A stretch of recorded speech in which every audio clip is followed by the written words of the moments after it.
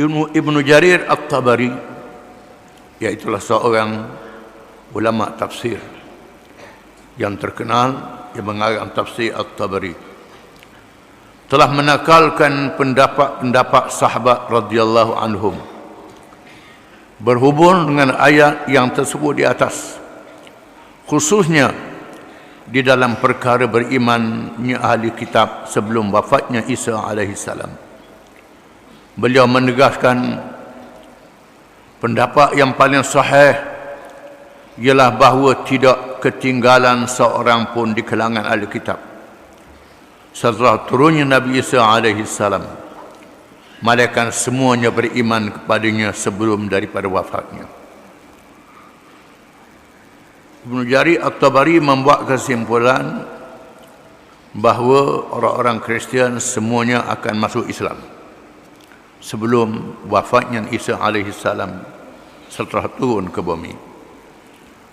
Berkata Al-Imam Muhammad Zahid Al-Kawthari rahimahullah, iaitulah seorang alim hadis daripada India, maksud kenyataan At-Tabari bukannya ada lagi pendapat lain yang boleh dipegang juga seperti kelaziman daripada maksud istilah pendapat yang paling sahih, tetapi beliau bermaksud juga menolak pendapat yang lain daripadanya,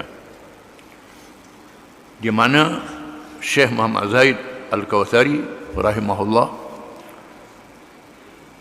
menyatakan maksud At-Tabari mengatakan pendapat yang sahih bukan bermakna dia menerima pendapat yang lain.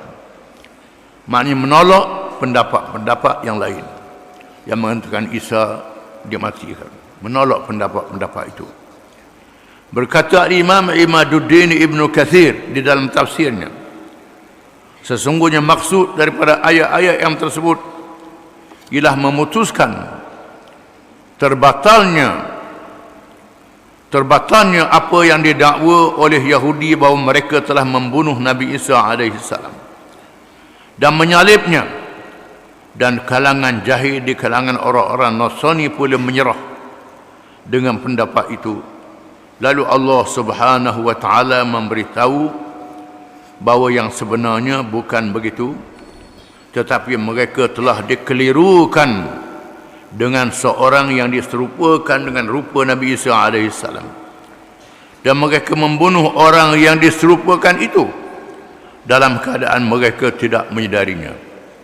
Kemudian Allah Subhanahu wa taala mengangkatnya dalam keadaan ia masih hidup, dan sesungguhnya ia akan turun sebelum kiamat seperti dinyatakan oleh hadis-hadis yang mutawatir.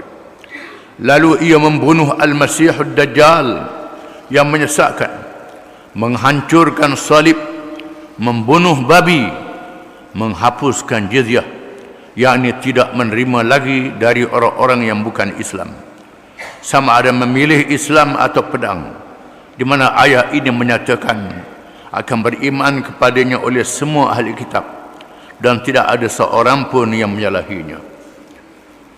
Ibnu Katsir menjelaskan bahawa bukan sekadar Nabi Isa dia angkat ke langit, bahkan di sana ada hadis-hadis yang mutawatir.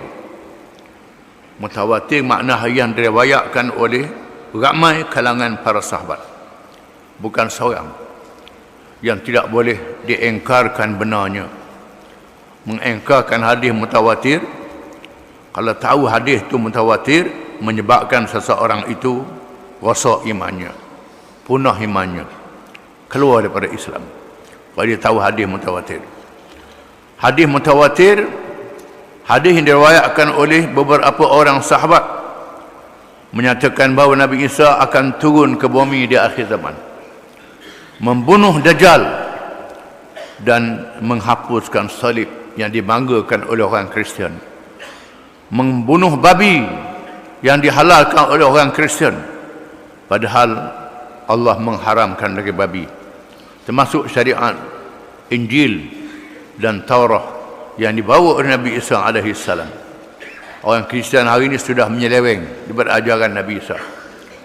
Dan menghapuskan jizyah bermakna akan berlaku kemenangan Islam, dikalahkan kekufuran, di mana tidak dibenarkan lagi mereka masuk Islam ataupun mereka diserang habis-habisan. Tidak ada jizyah lagi. Sebelumnya ada jizyah. Itu mengikut Ibnu Katsir dalam tafsirnya. Berkata Al-Alamah Al-Alusi di dalam tafsirnya Ruhul Ma'ani, dan tidaklah tercela kedudukan Nabi Muhammad sallallahu alaihi wasallam dengan turunnya Nabi Isa alaihi salam di atas sifat Nabi Muhammad sallallahu alaihi wasallam itu sebagai nabi akhir zaman. Sesungguhnya telah menjadi ijma' di kalangan ulama umat ini dan masyhur di dalam hadis yang sampai ke peringkat mutawatir pada maknanya, dan menurut satu kaul ianya dinyatakan juga oleh kitab suci Al-Quran, dan wajiblah beriman pada turunnya Nabi Isa alaihi salam dan dikumpulkan orang yang mengingkarinya seperti ahli-ahli falsafah. Ahli-ahli falsafah yang menggunakan akal, tak terima akal Nabi Isa boleh naik ke langit, kan tidak ada oksigen, tak ada udara atas langit tu yang boleh menghidupkan manusia. Itu pendapat ahli falsafah. Allah Ta'ala maha berkuasa, boleh melakukan segala-galanya. Kita kena terima apa yang ada dalam Quran, yang Nabi Muhammad SAW cerita. Kita kena terima hakikat ini. Nabi Isa dia angkat ke langit, Nabi Isa turun ke bumi, dan Nabi Isa melaksanakan syariat Nabi Muhammad SAW. Kerana Al-Quranul Karim menasahkan kitab-kitab yang lebih dahulu daripadanya. Bila Nabi Isa turun, Nabi Isa akan memerintah negara dengan syariat Islam. Mula-mula Imam Mahdi yang memimpin negara. Imam Mahdi meninggal dunia dalam masa, satu riwayat kata 6 tahun, ada kata 9 tahun. Lepas mati Isa memimpin pemerintahan. Kerana Isa diturunkan sebagaimana umur diangkat. Masa dia angkat umurnya 30 tahun. Masa turun macam 30 tahun juga umur dia. Dan dia memerintah dalam usia 30 tahun. Usia yang muda, melaksanakan syariat Nabi Muhammad sallallahu alaihi wasallam. Seterusnya Al-Alusi menegaskan, kemudian Nabi Isa alaihi salam selepas turunnya berkekalan menjadi nabi di atas pelantikan sebelum ia diangkat, yakni ia tidak dipecat, tetapi hukum syariat yang telah diwahyukan kepadanya dahulu telah dinasahkan, dan ia ditaklifkan, diwajibkan dengan syariat-syariat yang diwahyukan kepada Nabi Muhammad sallallahu alaihi wasallam, sama ada perkara dasar atau perkara cabang. Tidak ada lagi wahyu berkenaan hukum syariat kepadanya. Bahkan ia menjadi khalifah Rasulullah sallallahu alaihi wasallam dan menjadi pemerintah yang berhukum dengan ajarannya di kalangan umatnya, di mana Nabi Isa alaihi salam dimaklumkan kepadanya di masa ia di langit sebelum ia diturunkan tentang syariat yang dibawa oleh Nabi Muhammad sallallahu alaihi wasallam. Allah Taala telah mengilmukan Nabi Isa alaihi salam sebelum diturunkan ke bumi. Bahkan berita turunnya Nabi Muhammad disebut oleh Nabi Isa alaihi salam, wa idh qala Isa ibn Maryam ya bani Israil inni rasulullah ilaikum musaddiqan lima bayna yadayya min at-taurah wa mubasysyiran bi rasulin ya'ti min ba'di ismuhu Ahmad. Wahai bani Israel, ini ucapan Nabi Isa ketika dia ada di bumi dahulu di Palestin. Wahai Bani Israel, Bani Israel adalah kaum dia. Nabi Isa daripada Bani Israel. Nabi Isa bukan orang putih, bukan orang mereka. Nabi Isa adalah orang Yahudi, Bani Israel. Wahai Bani Israel, sesungguhnya aku adalah Rasulullah yang diutuskan daripada kamu untuk membenarkan apa yang ada di hadapanku dan kitab Taurat, dan memberitahu berkenaan dengan seorang Rasul yang dilahirkan selepas aku bernama Ahmad, Muhammad sallallahu alaihi wasallam. Berkata pula Al-Imam Al-Mufassir Ibnu Athiyah Al-Gharnati Al-Andalusi, itu salah saja. Al-Gharnati iaitu Granada, Granada. Al-Andalusi, Spanyol, di dalam tafsirnya, dan telah menjadi ijma'ul ummah berdasarkan kepada apa yang terkandung di dalam hadis yang mutawatir bahawa Nabi Isa alaihi salam itu berada di langit dalam keadaan hidup dan ia akan turun di akhir zaman. Lalu ia membunuh babi, menghancurkan salib, membunuh Dajjal, melemparkan keadilan, dan tegaklah agama Islam yang disyariatkan kepada Nabi Muhammad sallallahu alaihi wasallam. Ia akan menunaikan haji di Baitullahil Haram dan menunaikan umrah. Dan Isa akan pergi haji, akan buat umrah mengikut syariat Nabi Muhammad sallallahu alaihi wasallam, dan ditugaskan oleh Allah membunuh Al-Masihud Dajjal. Al-Masih ada dua, Al-Masihud Dajjal, Al-Masih yang pembohong, Al-Masih Isa bin Maryam, Al-Masih yang benar. Orang Kristian juga menyebut Al-Masih, Al-Masih. Kristian ada mazhab banyak. Ada mazhab yang menerima Al-Masihud Dajjal ikut orang Yahudi, ada mazhab yang menerima Al-Masih Isa bin Maryam. Berkata Al-Imam Al-Faqih Abdul Walid Ibn Rushd rahimahullah, mestilah turunnya Nabi Isa alaihi salam, kerana hadis yang mutawatir menyatakan begitu.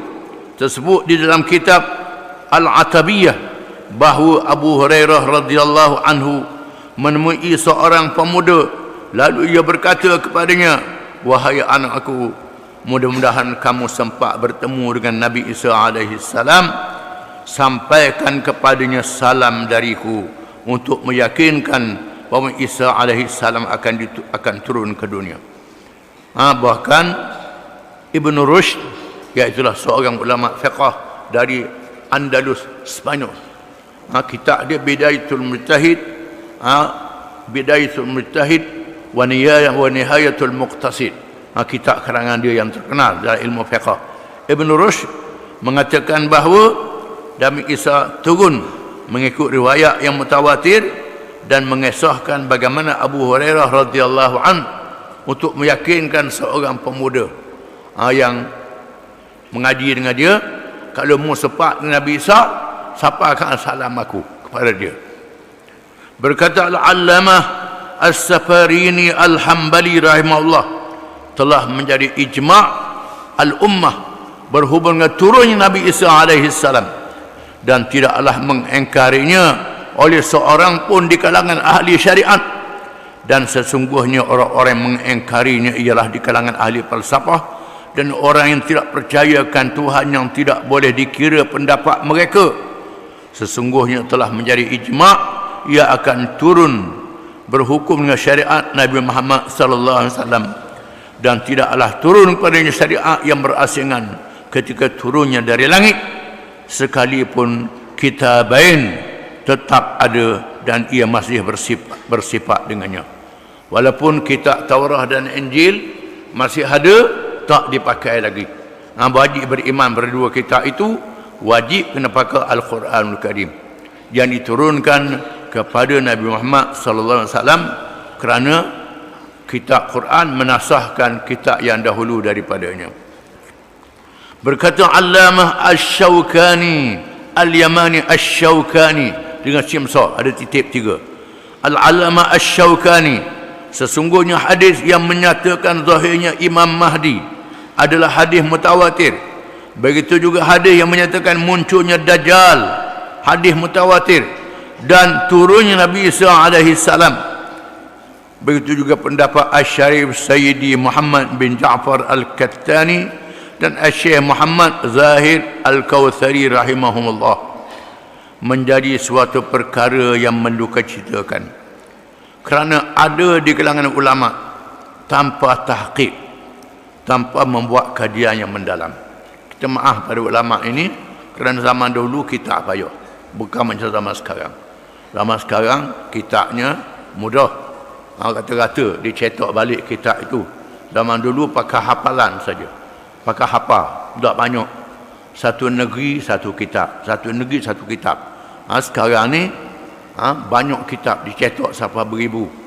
Zaman dulu satu daerah satu Quran, bukan tiap-tiap rumah ada Quran, kena payah nak cetak, menyebabkan bergantung pada hafazan.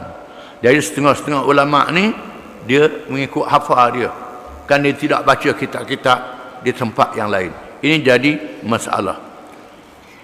Ada kalangan ulama tanpa tahqiq menyatakan turun Nabi Isa sebagai hadis ahad, hadis yang diriwayatkan oleh seorang. Di antara mereka ialah almarhum Syekh Mahmud Shaltut rahimahullah. Mahmud Shaltut ialah Syekhul Azhar, bukan sebarangan orang. Mahmud Shaltut menyatakan dalam kitab Aqidah wa Syariah, turunnya Nabi Isa adalah hadis ahad. Hadis sahih tapi ahad. Dia meriwayatkan dia seorang saja. Bila hadis ahad, orang yang menafikan hadis ahad jahat adab, tidak menjadi kafir. Hadis ahad. Ini kerana pembacaan yang terhad di masa itu. Sekarang sudah dikaji, terutamanya Syekh Zahid Al-Kautsari, seorang muhaddis yang terkenal dari India, yang banyak menghafal hadis-hadis Nabi, membuat kajian dan menulis tentang tu Nabi Isa alaihi salam, meriwayatkan berpuluh-puluh sahabat meriwayatkan hadis turun Nabi Isa, bukan seorang sahabat sahaja. InsyaAllah kita akan membaca hadis-hadis yang sahih dan mutawatir pada maknanya berhubung dengan turunnya Nabi Isa alaihi salam. Wallahu a'lam.